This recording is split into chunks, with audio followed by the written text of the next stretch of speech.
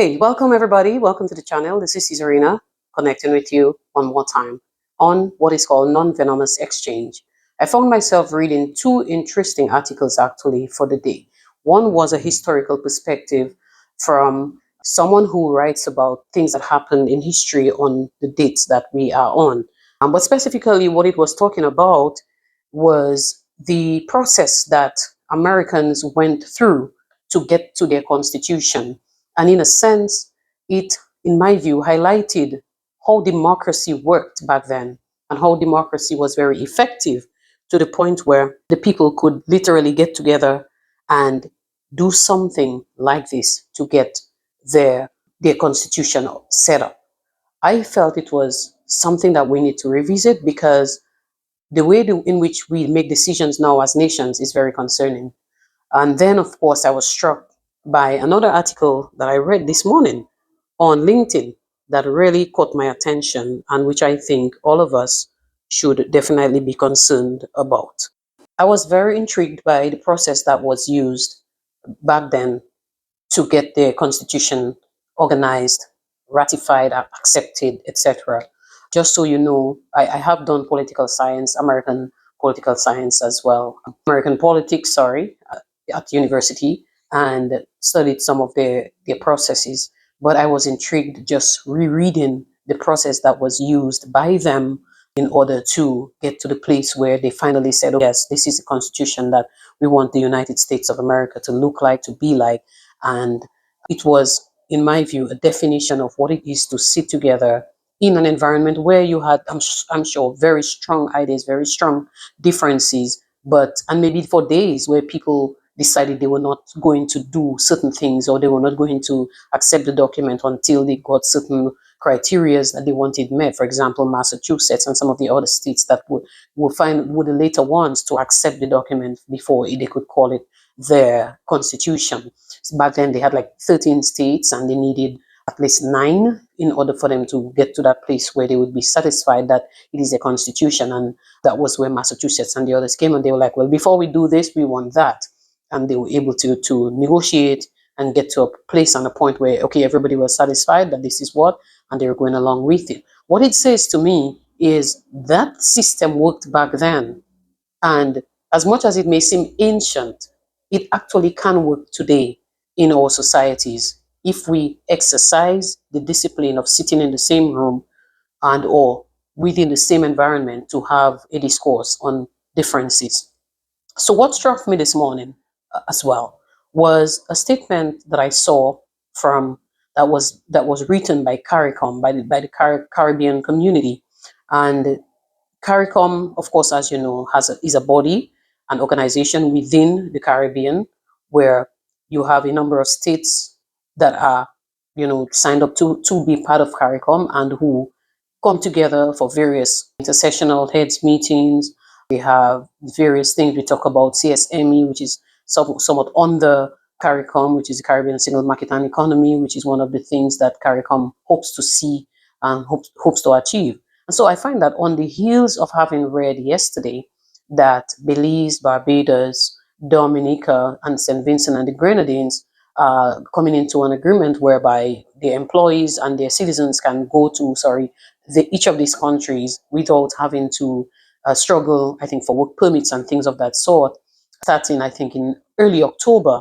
Having been read that on the heels of having read that yesterday, today I was struck by a statement by CARICOM, not directly pertaining to that, but which impacts Belize, which is one of the countries that is impacted by the statement that CARICOM made. And so I'm going to read it because I think it's important for you and me to sort of look at it and realize that we live in a world that is extremely volatile, where we have leaders and people in positions who somewhat do not stop to think too hard, or probably they think so hard that they actually make decisions that does not necessarily happen the way they should in terms of involving dialogue and discourse.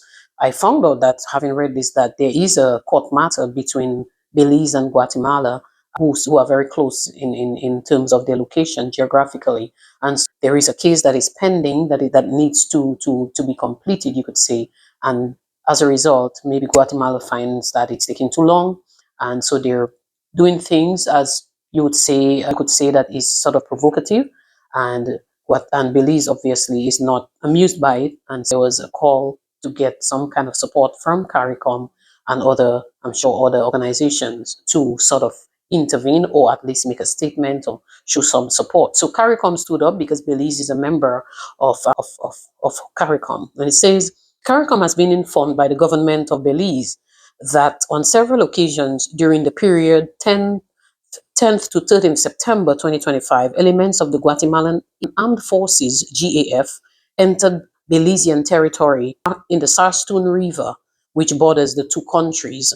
The GAF members illegally hoisted a Guatemalan flag on Belizean territory, attempted to ram a Belizean military vessel, and harassed and obstructed Belizeans from freely and peacefully navigating the Sarstoon River. These incursions and actions flagrantly violated Belize's sovereignty and territorial integrity.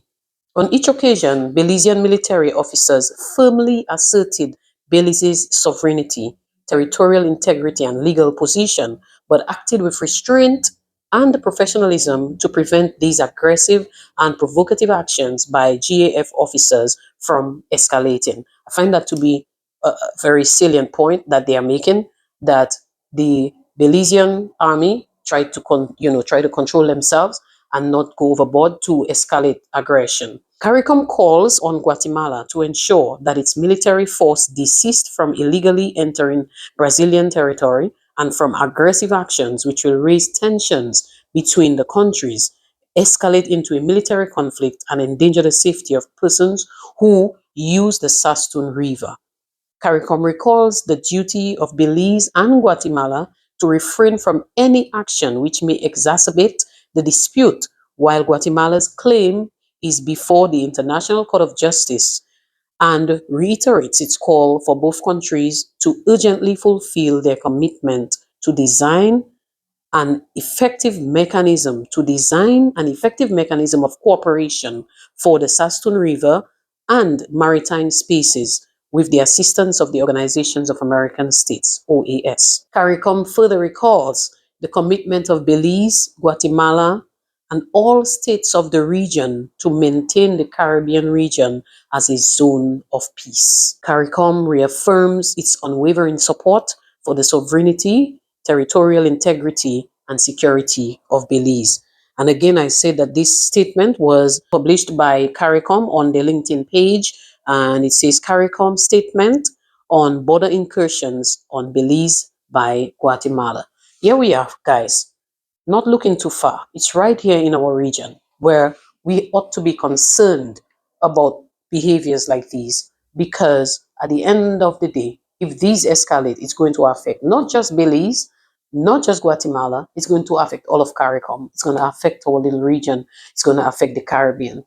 Obviously, we know that we live in a world where we're surrounded by a lot of turmoil, a lot of confusion, a lot of problems, and they are caused by different things for different reasons. But within our region, of course, we want to maintain a certain level of peace and equilibrium. Granted, every nation has its own struggles.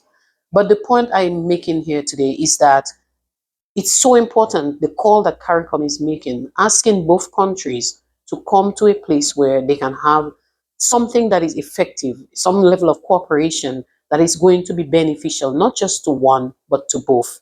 Now we know that there are other territories within our region where there are some very strong situations like these, where they border very closely to each other, and there is dispute over who this belongs to, which one of them, that land or that river or that water source or whatever belongs to. We know them. We have issues with Suriname and Guyana. We have issues now with Venezuela and Trinidad in a different sort of way. We also know of Venezuela being under quite a bit of pressure now with what's going on between Venezuela and the United States. Nobody is really immune when we think about it, and the way the world is the geopolitics then of the world is really affecting us. And if we can't use a blind eye and pretend as if we're not affected, because we are. And obviously, if those things affect the nations, they will affect us within. So they affect us like it's the external. Of course, they do affect us within. And so I'm thankful for organizations like Caricom, OAS. Now, these are not perfect organizations. We all know that. NATO, we know that all these organizations are not perfect. You have the United Nations and so on. You have Red Cross. There are certain organizations that really just seek to promote a certain level of peace, a certain level of unity, a certain level of discourse that should happen between different agencies and organizations and nations as well. But we all know that though they are imperfect, we also know that some countries, some organizations may not necessarily respect what these organizations stand for. But it still gives me hope that they exist. And why do I say that? I recall in the days of old, you had a lot of treaties. You had treaties between various countries who were fighting over this nation and that nation. And then they came to a certain agreement whereby they made treaties and decided, okay, though we're not pleased with so and so, but we will try our best to let it be, or to try to work together, or to allow for each of us to benefit in this in one way or the other. The point is that we as human beings must come up with solutions. So with organizations like CARICOM, OAS, NATO, the United Nations, these organizations give a sense of hope because they stand sort of like in the middle, trying to be intermediary, you could say, or the people in the middle, trying to, the middleman, as we would say in in colloquial terms or in local terms, the middleman who tries to build a bridge, or the bridge then between the different parties and the different nations. It is my hope personally that Belize and Guatemala can understand each other, respect each other, and hopefully get a solution that is going to be beneficial to both. I think both of them feel that this river belongs to them, and whatever other resources that may be around that river belong to them.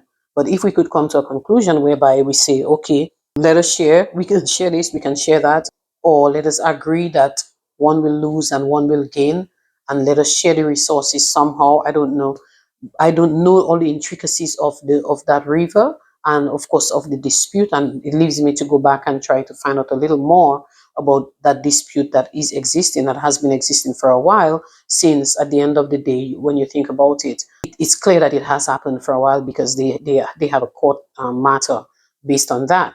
And so I'm hoping that they can find a solution that will not create some kind of war between the Guatemalans and the Belizean army in terms of physical, the physical warfare, you could say, with ammunitions and so on.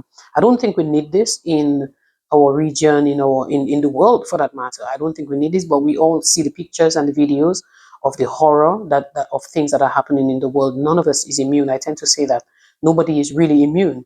No country is immune. When some superpowers feel that they have what it takes to just step in, they put the big feet in and they crush the small island, or they crush the small nations. Who are we? What are we? At the end of the day, we entrust our futures in the hands of the Lord, who is the maker of heaven and earth and who knows all things. But at the same time, we must not close our eyes to the fact that as human beings, we need to call more for non-venomous engagement. We need to call more for things that are not provocative, that tries to spur up trouble and tries to spur up, negativity and violence and so on. I wish both countries well, obviously, and of course, I wish our region well. I want to thank CARICOM for speaking up and urging everybody, not even just Belize and not even just Guatemala, that we ought to keep our region as a peaceful region, but they call on the entire CARICOM region to ensure that we make peace a priority where we live. And so kudos to them for stepping up and speaking, but we all know that that's just the first step and that there is a lot more to happen, especially with the leaders in those countries, and civil leaders, governments, even the oppositions within those countries, to come together and probably try to dialogue and find a solution to the probably very historical and long-term problems that they've been having. The worst part would be for the generations that are coming after, that they see each other as enemies and that they can't get along, although they live so close to each other. So let's hope for the best and let's pray that we can have peace in our region, peace in the world. Let's pray for peace in the world. Those of you believe in prayer, continue to pray for peace in the world. I know scriptures must unfold, as people say. The word of God has to but it has to be realized. But I also believe that the scripture verse that says that if we seek the face of the Lord, humble ourselves, call on his name, that he will hear from heaven and heal our lands. And so I believe in that too. And I believe that if we do that earnestly as a people, then we stand a chance to have some sort of stability, peace, hope, and a brighter future for the following generations after us. And of course, for us who are still here on earth. So best wishes to Guatemala, best wishes to Belize, the people there, the citizens, the innocent ones, those who make their livelihood on the river. Sometimes you have to be share, brother, share, sister, share. All right. Thank you guys for watching. Come again. Give me your comments, your thoughts on this matter. I've seen some comments on LinkedIn about it, but I would love to hear your thoughts on those things as well. And of course, if you would like to be a guest on this channel by speaking with me one of those days, I would love to have a few people talk with me. So if you're interested in having a dialogue on a given subject pertaining to something of that sort, or it has to be, of course, wholesome, and it's not about bantering, but it's about having a very fair and clear dialogue. I would love to hear from you. Feel free to leave me a comment down, comment here under the post, under the video, and I will definitely get back to you and see how we can connect. Thanks again. God bless all of you. And let us ensure that we keep our region the way it should be, as a peaceful region. Peace is better than war every time. God bless you. Let us work towards being a non venomous exchanging people. God bless you all. Thank you. Bye.